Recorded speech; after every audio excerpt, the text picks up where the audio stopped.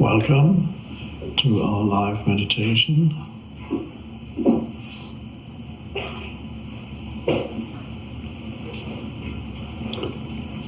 Last month we had our live meditation from Amsterdam. I was still on the Europe tour, and we used a webcam rather than a bigger camera as we used to do.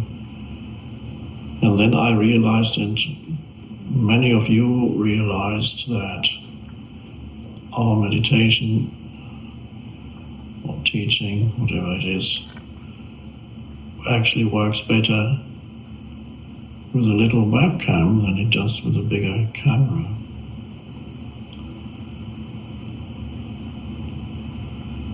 It may have something to do with the fact that I'm very close to this little webcam. And there is a deeper sense of connectedness.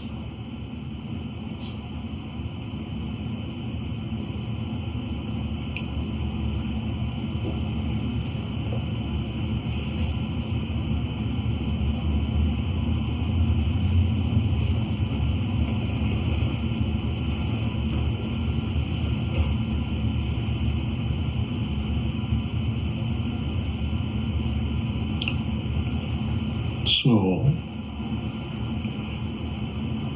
we can share this state of consciousness, presence,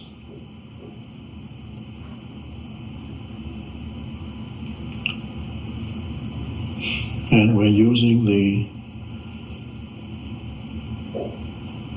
medium, the technology,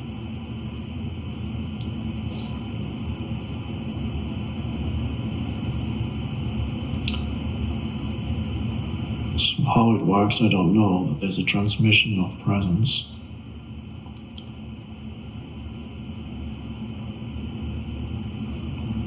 And that's why we're here, to enter that shared state of consciousness.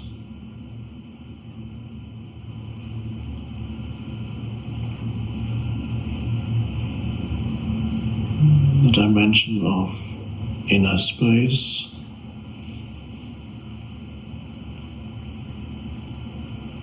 stillness,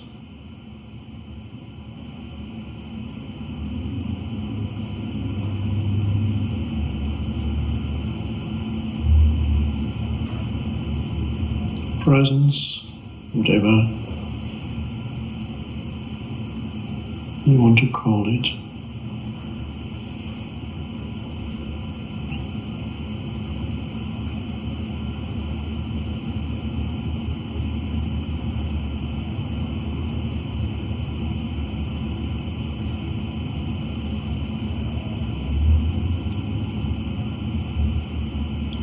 And while we are in that shared space, inner space ultimately,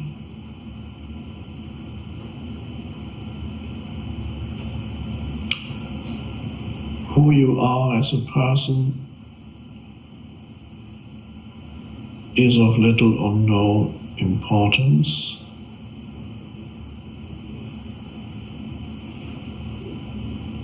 Who I am as a person is of no importance.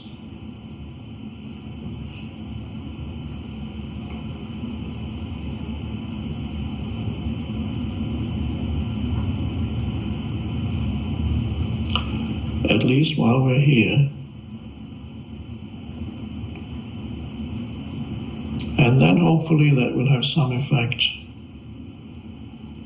on the rest of your life when you go about your business. So that the me, the person,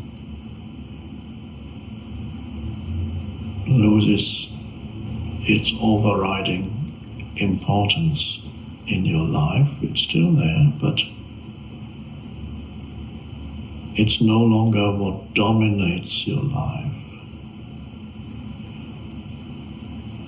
So it's really transcending the person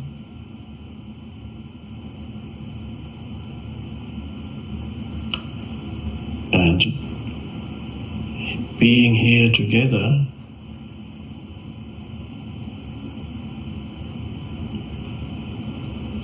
can give you an intensified experience of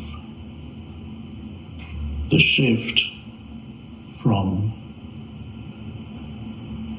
being primarily a person to being primarily a presence.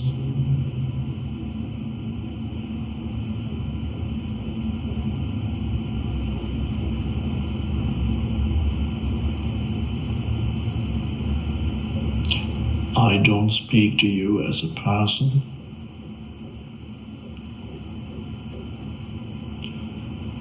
My mind is used as a tool through which presence speaks. That's why I have a little book called Stillness Speaks. Seems almost paradoxical.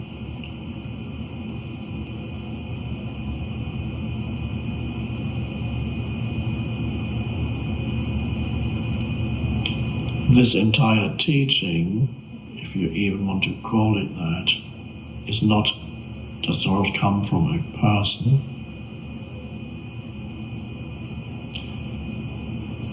It only happens because the person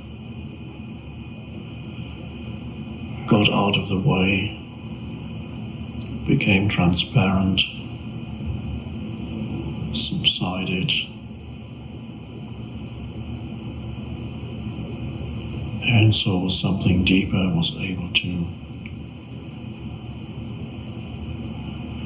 come through into this dimension. And that's your destiny and purpose also.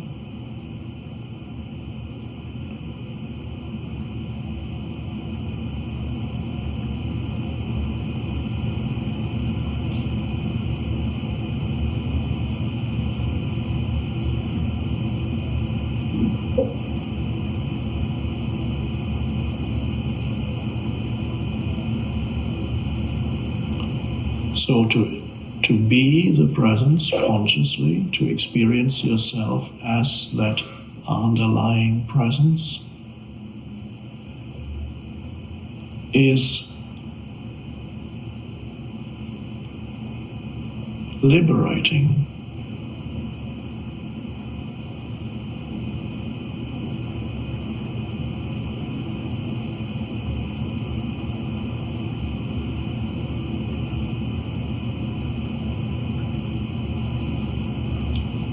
It frees you from the density of being only that person, knowing yourself only as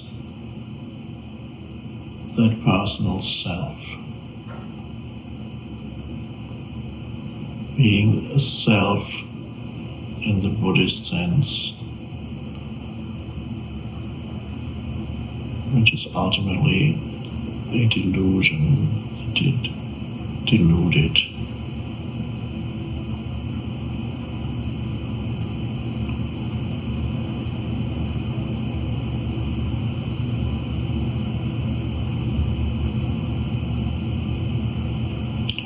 What emerges is, in Buddhist terms, we might say the no-self, which is not something, it's not an object, it has no form.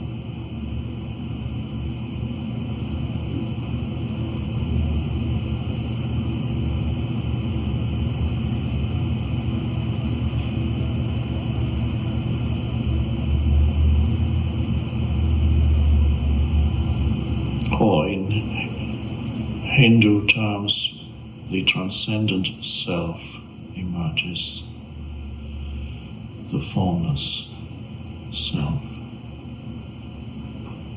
not the me anymore. And it's timeless, there's no past and future to it.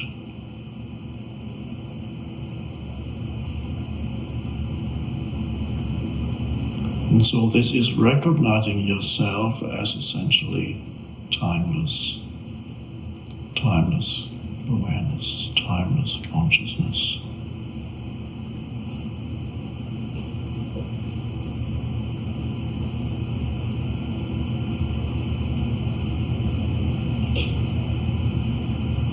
So when you look at me, you're not looking at a person, but you're connecting with yourself.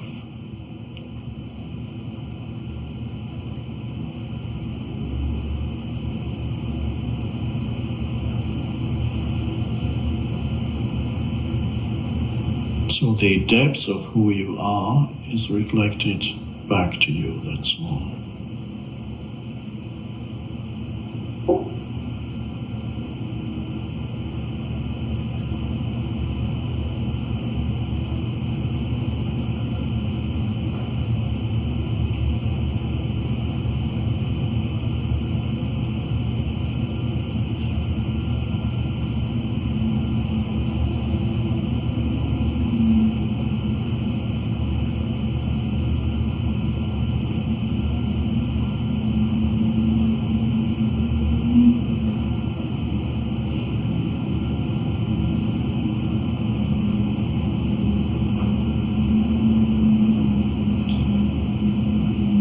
When you go back into your daily life,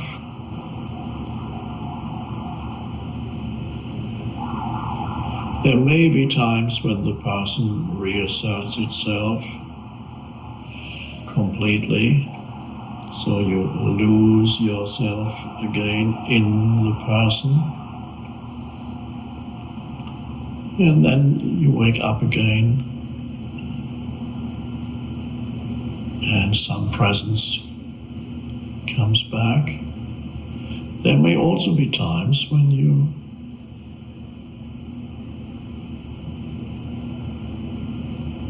are primarily the presence. That's wonderful as that happens more and more in your life.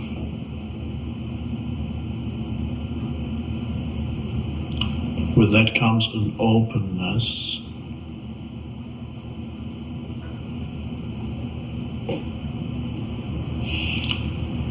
a non-judgment. The judgmental mind subsides.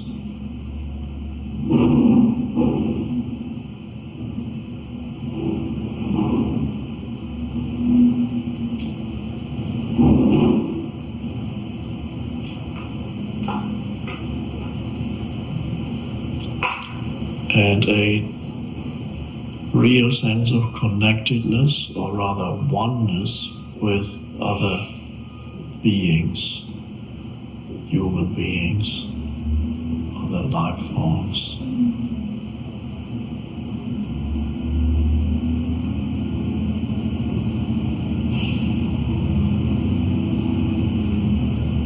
And so that means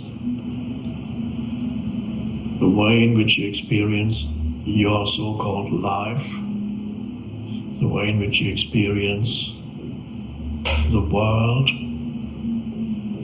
people, situations, events, that changes.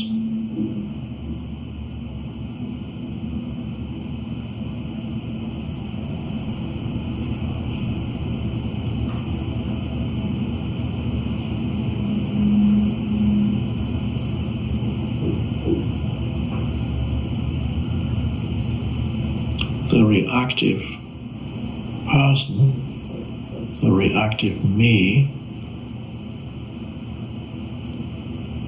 is no longer running the show.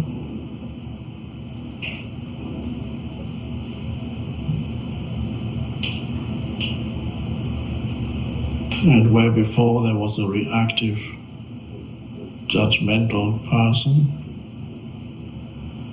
there's now a deep, benevolent presence.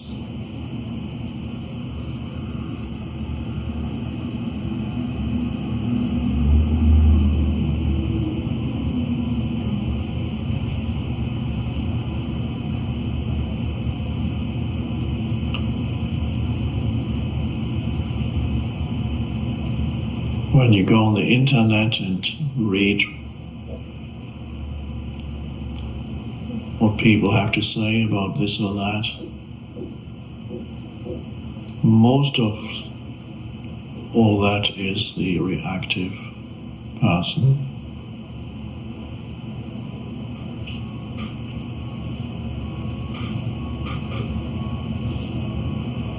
And there are millions of people who are angry and upset.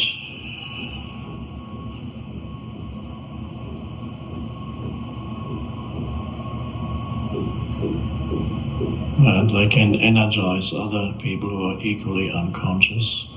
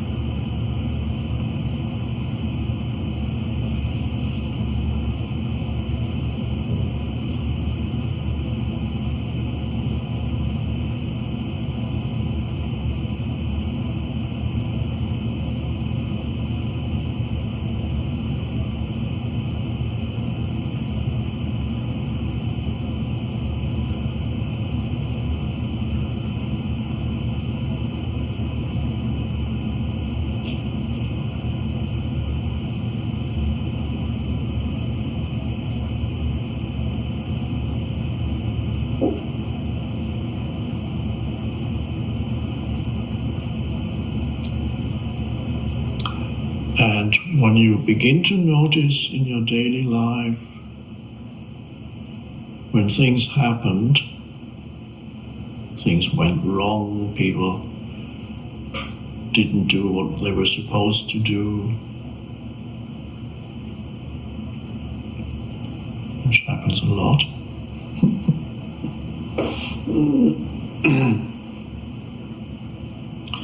And you begin to notice where before there was an immediate reaction, an immediate complaint, an immediate judgment,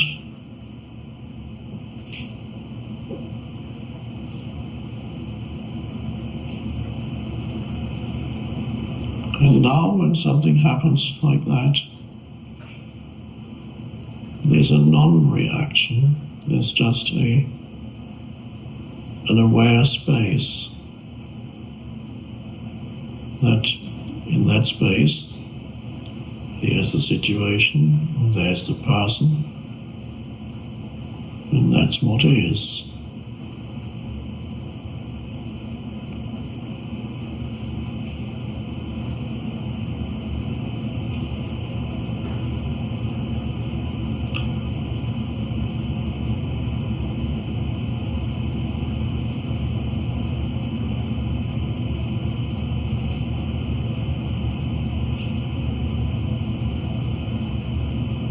And that's wonderfully liberating when you don't need to react all the time.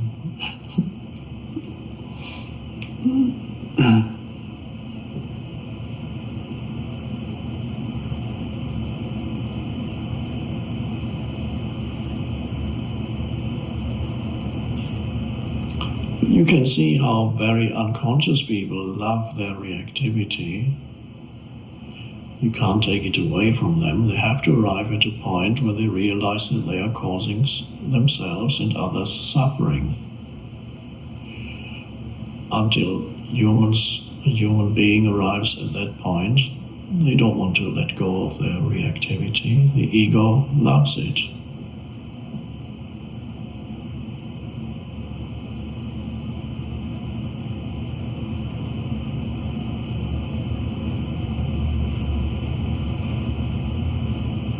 So you have to see how it makes your life difficult.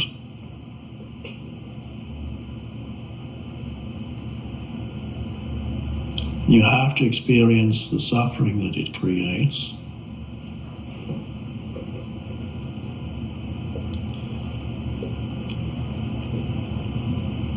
to a sufficient degree so that you reach that point of readiness.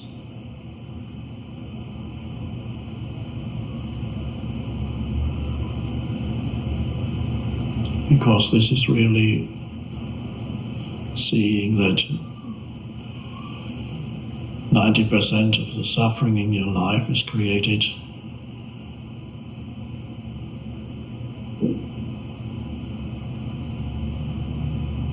by the conditioned mind, by your mind.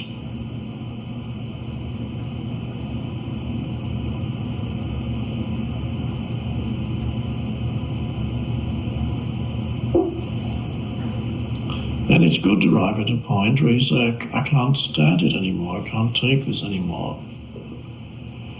But at that point, some people still think that what they can't take anymore is to do with whatever happens around them. But really, it's to do with their mind.